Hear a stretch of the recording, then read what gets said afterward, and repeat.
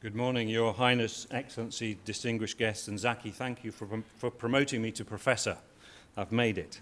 But can I also just, there will be lots of thank yous, and just to reiterate all the thank yous we've already heard, and you can see the names on this poster here, Protecting the Past, of all the both partners and supporters. But I would like to thank the organisers, because I do know just how much time and effort goes into organising a conference like this.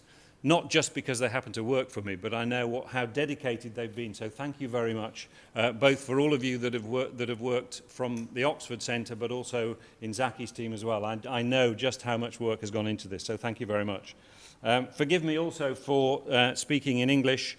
My one regret in life is that I never learned Arabic, and I should have started 40 years ago, and I didn't, and I'm now too old, I think, probably to learn it. But maybe, one day, I will. The Director General has actually said everything I wanted to say, which is he talked about documentation being heritage management, that it's about identity, why do we do, and maybe while I'm giving my talk, you could think about why we're doing what we're doing, but he's already said the word identity, and I think the heritage is about identity. And then the other word he used was crisis, and there is no question that the cultural heritage of the world, and we're focusing on the Middle East and North Africa, is in crisis, and I often say that this is probably the last generation that has the time and the ability to do the documentation. If we don't do it now, it will be lost.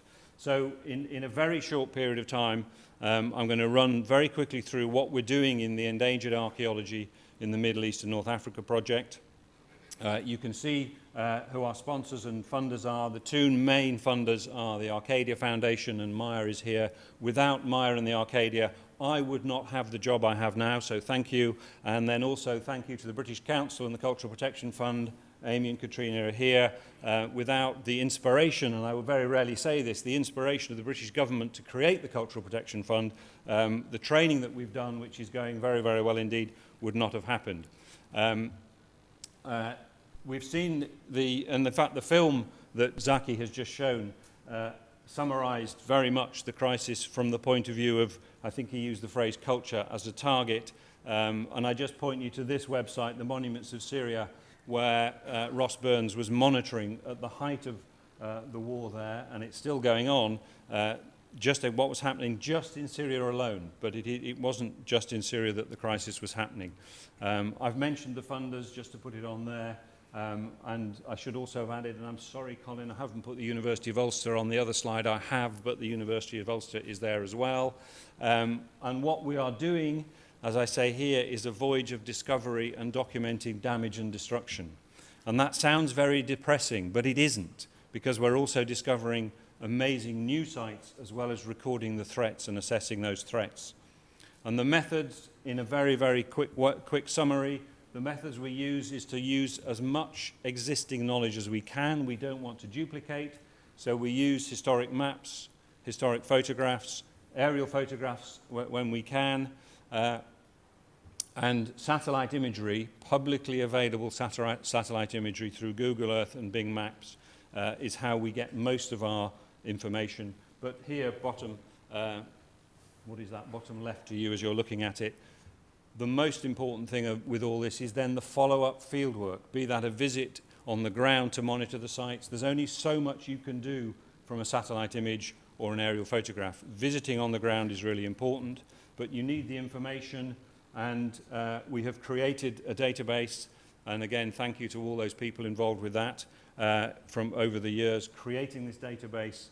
When we started the project in January 2015, there was literally no desks, no office, and on the first day we were able to set up the office, set up the desk, and at 4 o'clock that day, a member of staff, who shall remain nameless, said, "I found some endangered archaeology."